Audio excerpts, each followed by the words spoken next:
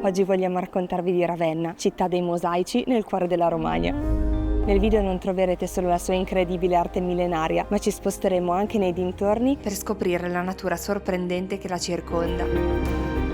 Tra buon cibo, foreste allagate e tanta storia c'è molto più di quello che ci immaginavamo.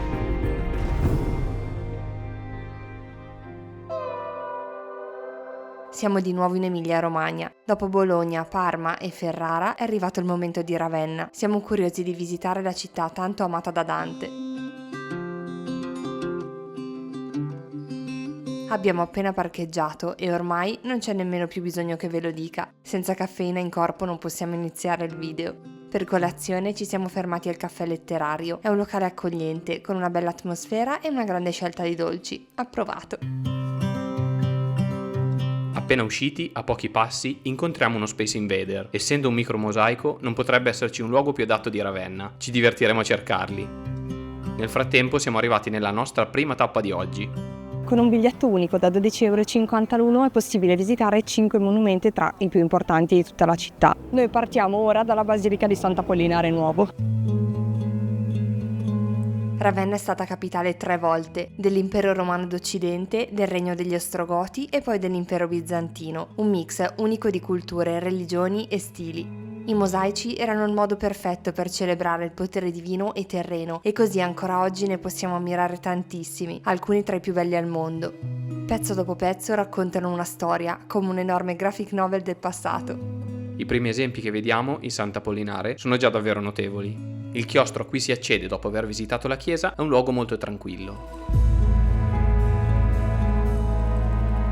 E a proposito di posti tranquilli, ci spostiamo nella zona del silenzio.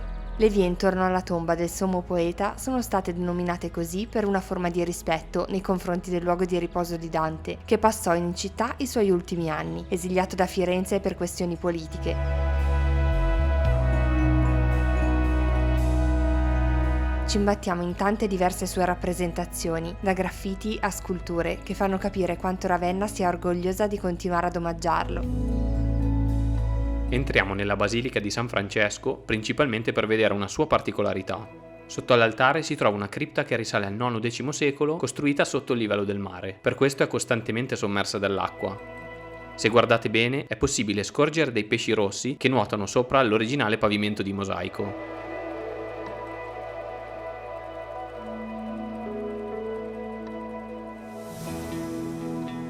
Con una breve camminata ci troviamo poi in un bel parco. Adesso che è uscito il sole, i colori del verde e dei fiori sono ancora più intensi.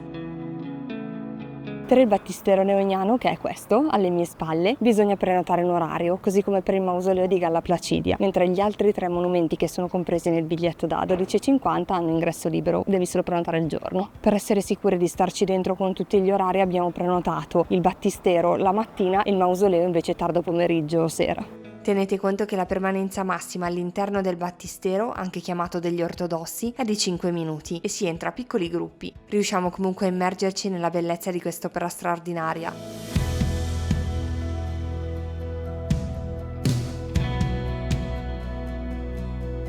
Quando ci troviamo di fronte a certi capolavori realizzati centinaia di anni fa, fatichiamo a comprendere come alcuni artisti abbiano fatto a creare qualcosa di così magnifico, con i pochi strumenti che avevano a disposizione. Erano veramente dei geni. Ci ritroviamo a pensarlo spesso, davanti all'arte in tutte le sue forme.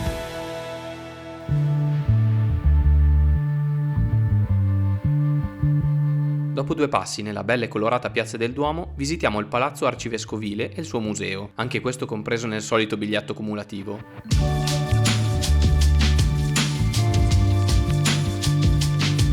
Tra i vari reperti esposti, al primo piano troviamo la Cappella di Sant'Andrea, unico esempio di oratorio paleocristiano arrivato intatto fino a noi, decorato con splendidi mosaici del V secolo.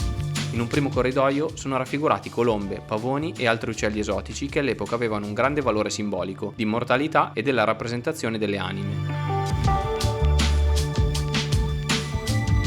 Un passaggio obbligato se siete a Ravenna lo dovete fare alla libreria Scatti Sparsi, dove poter acquistare libri di seconda mano e foto d'epoca.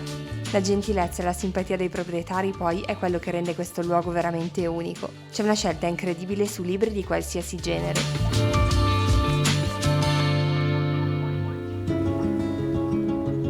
Passiamo in una via super profumata, grazie alle rose che escono da questa casa, per raggiungere la biblioteca classense. Ospitata all'interno di un antico monastero, i suoi ambienti sono incredibilmente scenografici. È aperta tutti i giorni tranne la domenica, ma all'Aula Magna, purtroppo, la sala che più volevamo visitare, si può accedere solo il venerdì e il sabato, un vero peccato. Voi magari segnatevelo per quando verrete, però anche solo il suo scalone d'accesso è una meraviglia.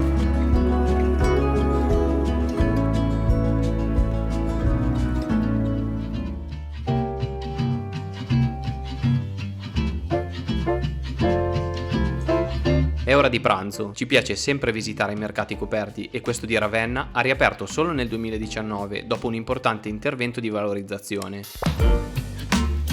All'interno ci sono elementi originali fusi con un'architettura più moderna, uno spazio dove provare prodotti tipici, dove ci sono botteghe e piccoli ristoranti in cui rilassarsi. Noi siamo andati molto sul classico, con una piadina che sembrava piccola all'apparenza ma che era decisamente sostanziosa. Ho fatto fatica a finirla ma era veramente buonissima. Quando usciamo il meteo è molto peggiorato. Dato che ha iniziato a piovere, ultimamente siamo abbonati al maltempo, ne approfittiamo per andare a fare il check-in e vedere se intanto smette un pochino.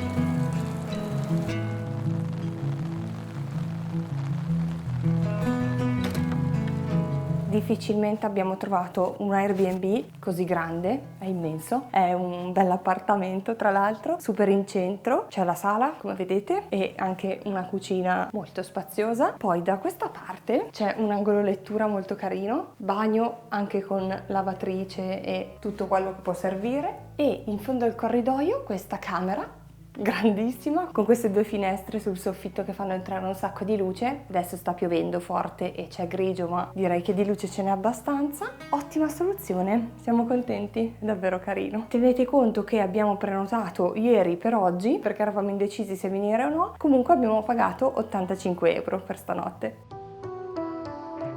Usciamo subito perché abbiamo ancora tanto da vedere. Il prossimo stop si trova ad una via di distanza. Per visitare la Domus dei Tappeti di Pietra bisogna entrare dalla chiesa di Santa Eufemia. È un ingresso un po' particolare, ma gli scavi si trovano proprio sotto la chiesa e il biglietto d'ingresso è di 6 euro.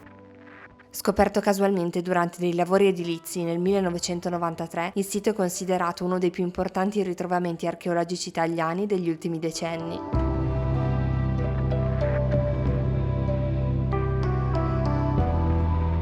Ci sono intarsi marmorei e pavimenti fatti a mosaico, tra cui spicca la danza dei geni delle 4 stagioni, rappresentati mentre ballano in cerchio. Il complesso residenziale, databile tra il I e il VI secolo d.C., in origine doveva comprendere 14 ambienti e 2 cortili. Pensate che meraviglia!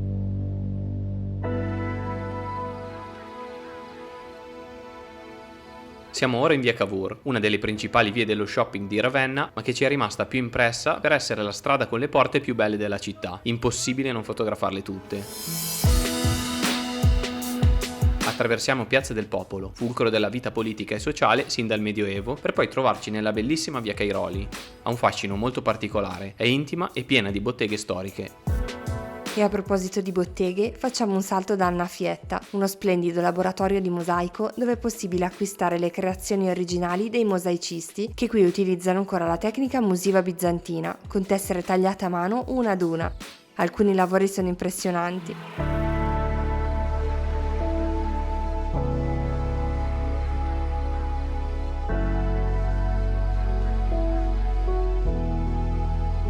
A pochi passi troviamo l'ingresso al complesso monumentale che ospita la Basilica di San Vitale e nello stesso giardino il mausoleo di Galla Placidia. Per quest'ultimo abbiamo prenotato lo slot finale della giornata e così ci siamo ritrovati completamente da soli nel mausoleo, che da fuori può sembrare sobrio e quasi austero, ma all'interno è un'esplosione di colori.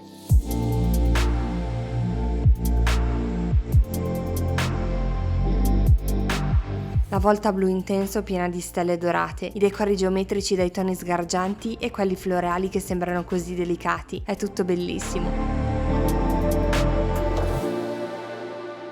Attraversiamo il giardino comune dei 2 monumenti e arriviamo alla basilica. Tra i 5 monumenti compresi nel biglietto cumulativo che abbiamo acquistato, sicuramente Galla Placidia e San Vitale sono i nostri preferiti. Soprattutto la chiesa è impressionante. La prima impressione appena entrati è quella di stupore, nient'altro da aggiungere. Le altissime arcate, i pavimenti che sono un'opera straordinaria anche da soli, i mosaici che ricordo di aver studiato i primi anni di superiore in storia dell'arte, e poi c'è una luce incredibile. Speriamo che i video rendano giustizia a quest'opera, ma dovete vederla con i vostri occhi. È lontanissima dall'assomigliare alle chiese a cui siamo abituati. È infatti uno dei più grandi capolavori dell'arte paleocristiana e bizantina in Occidente. Quando scende la sera andiamo a cena all'Osteria Passatelli, aperta nel 1962 nella sede di un vecchio cinema storico del centro.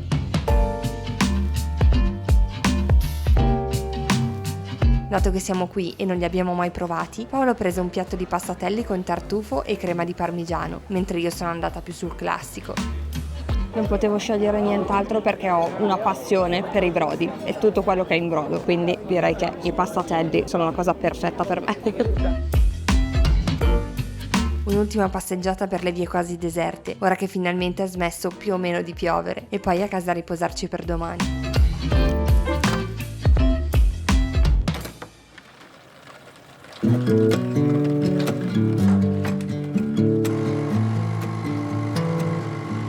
Ci svegliamo ancora con il suono della pioggia, ma il tempo dovrebbe migliorare a breve, quindi siamo fiduciosi. Usciamo e andiamo verso Marina di Ravenna, passando per la Darsena. Qui ci sono chilometri di pinete.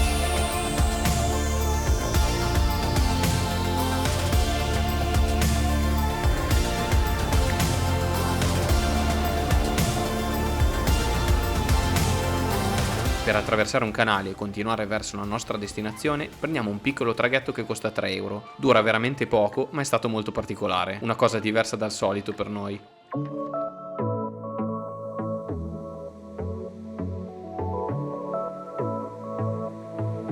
Arriviamo così a Lido di Spina per noleggiare le bici. Vorremmo percorrere l'Argine degli Angeli nelle valli di Comacchio. Prendiamo 2 biciclette elettriche da Bike Garage, che è molto comodo perché è aperto tutti i giorni della settimana e non solo nei weekend.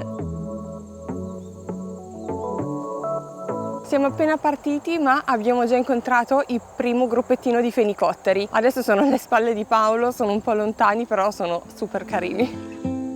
Il paesaggio è sempre così suggestivo in queste zone, una natura unica. Nel caso aveste più tempo, magari un giorno intero da dedicare solo alle valli di Comacchio, potreste pensare di fare tutto l'anello intorno alle valli. Sono circa 55 km totali, ma secondo me con l'e-bike sono assolutamente fattibili. Noi purtroppo non avevamo una giornata intera, ma ci siamo comunque divertiti tantissimo in queste 2 orette e abbiamo attraversato dei punti splendidi.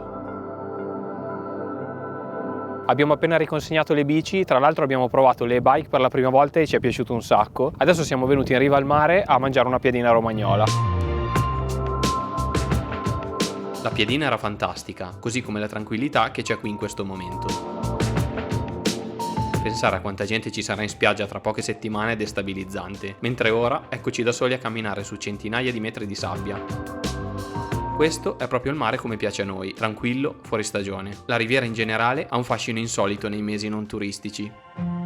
Ci sono ancora 2 brevi tappe che vorremmo fare oggi. La prima è l'oasi di Punte Alberete, a 15 minuti dal centro di Ravenna. È una delle ultime foreste allagate d'Europa, un ambiente umido con un susseguirsi di fitto bosco, prati fioriti, passaggi su ponticelli di legno e grandi spazi aperti dove osservare moltissime varietà di uccelli e animali. In questo periodo è pieno di bellissimi gigli di palude in fiore. Noi abbiamo seguito il tracciato numero 1, un anello di circa 4 km che abbiamo completato con calma in un'oretta e mezza. Una stupenda passeggiata nella natura incontaminata. Un avviso, tenete conto delle zanzare. Noi ne abbiamo incontrate già molte, forse perché aveva piovuto parecchio nei giorni precedenti.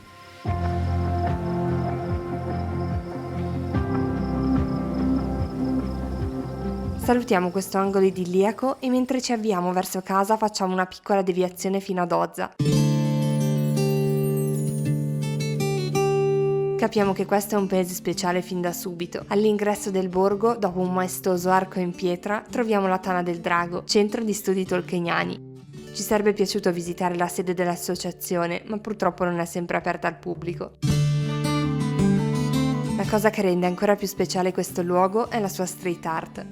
La biennale chiamata Il Muro dipinto si tiene qui ad Ozza dal 1960 circa e ha portato tantissimi artisti, sia italiani che stranieri, a dipingere su tutti i muri del paese. Infatti è veramente come camminare in un museo a cielo aperto. Il borgo non è molto grande e si gira in poco tempo, ma c'è molto da osservare. Tante opere diverse tra loro che accompagnano il visitatore attraverso le vie, ma soprattutto fanno viaggiare la fantasia. In cima al paese si trova la Rocca di Dozza, che è anche visitabile all'interno.